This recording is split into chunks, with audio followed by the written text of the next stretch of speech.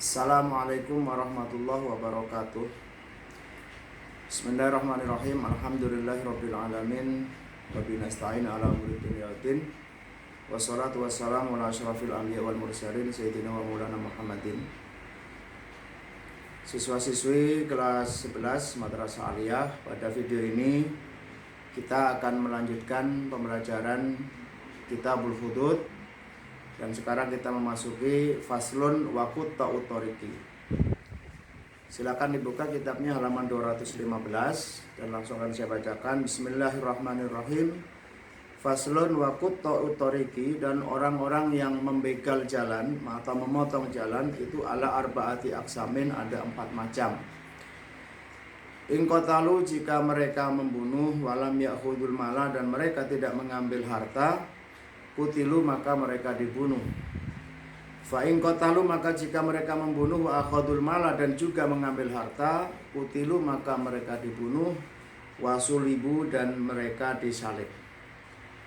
Wa in akhadul mala, dan jika mereka mengambil harta, walam yaqtulu, dan mereka tidak membunuh, tuqatta'u, maka dipotong aidihim, tangan-tangan mereka, wa arjuluhum, dan kaki-kaki mereka, min khilafin, secara berselang-seling. Fa'in akhafu, maka jika mereka menakut-nakuti as-sabila, orang yang melewati jalan, walam ya'khudul mala, dan mereka tidak mengambil harta, walam yaqtulu, dan mereka juga tidak membunuh, hubisu, maka mereka dipenjara, wa uzziru, dan mereka ditakzir. Wa man taba, dan barang siapa yang taubat minhum, dari mereka, yakni qutta'ut thariq qoblal qudrati, sebelum dikuasakan, alaihi, atas mereka, saqatat, maka gugur, anhu, dari man, al-hududu, beberapa had, wa ukhidhu, dan diterapkan, bil hukuki, dengan beberapa had. Penjelasannya, qutta'ut thariq atau perampok, qutta'ut thariq artinya orang yang memotong jalan, kalau istilahnya sekarang adalah pembegal. Ini ada 4 macam. Yakni yang pertama, perampok yang hanya membunuh korban dan tidak mengambil harta. Ini langsung disebutkan hukumannya adalah mereka dibunuh atau dikisos. Yang kedua, jika mereka membunuh sekaligus mengambil harta, maka hukumannya ada 2, yaitu dibunuh dan setelah itu disalib. Yang ketiga, mereka hanya mengambil harta benda dan tidak membunuh, maka hukumannya adalah sebagaimana pencuri, dipotong tangan dan selanjutnya dipotong kaki secara berselang-seling jika mengulang perbuatannya. Kemudian yang keempat, perampok atau pembegal yang hanya menakut-nakuti orang yang lewat, mereka tidak ngambil harta, mereka juga tidak membunuh, maka hukuman bagi mereka adalah dipenjara dan ditakzir.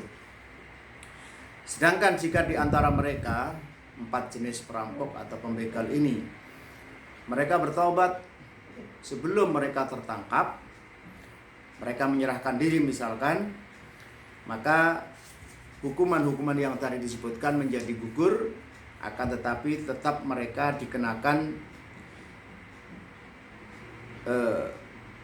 hakullah atau hakul adami, hal-hal yang berkaitan dengan misalkan hukuman membunuh, hukuman mencuri, baik itu berupa diat atau yang lain-lainnya. Kita lanjutkan, faslun wa man qusida bi adan, dan barang siapa yang dituju bi'adan, dengan melukai, fi nafsihi, di dalam dirinya, au malihi, atau hartanya, au harimihi, atau istrinya, faqatalah, maka dia berkelahi, andalika, dari itu kusida, wa qatala, dan dia bisa membunuh, fala dhamana alaihi, maka tidak ada ganti rugi atasnya. Artinya, seseorang yang ketika dirampok, kemudian dia berani melawan perampok, sampai dia berhasil membunuh perampok itu, maka dia tidak dikenai hukuman apa-apa karena statusnya dia adalah membela diri.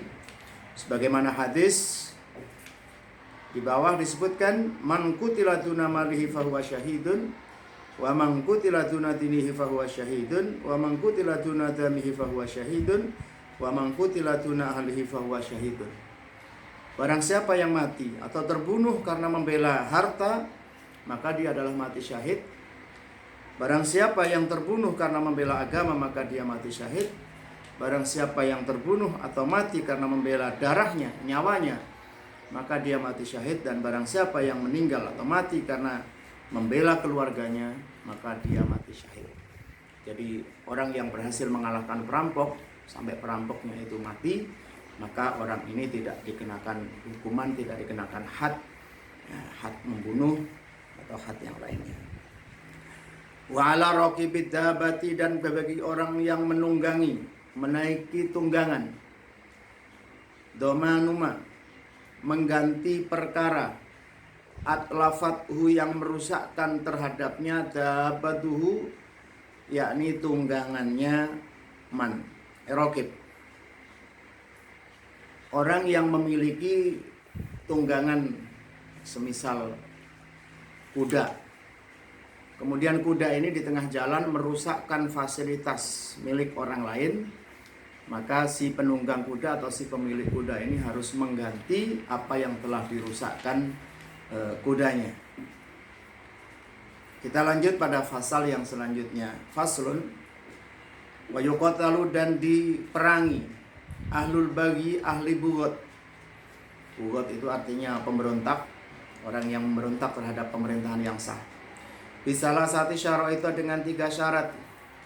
Ayyakunu, adanya mereka itu fi manfaatin, di dalam manfaat. Wa ayyahruju, dan jika mereka keluar an qabdatil imami, dari genggaman imam. Wa ayyakuna, dan jika mereka ada lahum bagi mereka takwilun, alasan saigun yang luas. Wala yuktalu, dan tidak dibunuh asiruhum, tawanan mereka. Wala yugnamu, dan tidak dijarah, tidak disita, tidak dighanimah harta-harta mereka. Wala yudaffafu, dan tidak disakiti ala jarihim, atas mereka-mereka yang terluka. Bughot artinya orang yang memberontak, yang ingin memisahkan dari pemerintahan yang sah. Itu boleh diperangi dengan syarat mereka-mereka ini mempunyai kekuatan yang besar, sudah mempunyai pemimpin sendiri, dan mereka mempunyai alasan yang bermacam-macam untuk keluar dari pemerintahan yang sah. Jadi tujuan mereka itu adalah memisahkan diri atau merdeka dari pemerintahan yang sah, sehingga mereka memberontak. Intinya adalah mereka ingin keluar dari pemerintahan yang ada. Tapi dengan syarat, ketika menyerang mereka atau akan memerangi mereka, ini tidak langsung diperangi, tapi ada tahapan-tahapan. Jadi mereka diajak berdiplomasi, diajak berunding, dinasehati yang baik untuk bisa kembali kepada pemerintahan yang sah. Setelah diplomasi mereka tidak mau, tidak setuju, maka barulah mereka boleh diperangi. Tapi dengan catatan, ketika memerangi mereka, mereka yang tertangkap ini tidak boleh dibunuh, tapi hanya dijadikan tahanan dan disadarkan.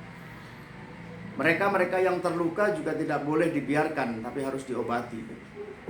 Harta benda mereka sementara disita oleh negara, tetapi ketika mereka nanti sadar, maka harta ini dikembalikan. Artinya hartanya tidak boleh dijadikan harta rampasan, sebab ini bukan perang melawan musuh, tapi tujuannya adalah untuk menyadarkan.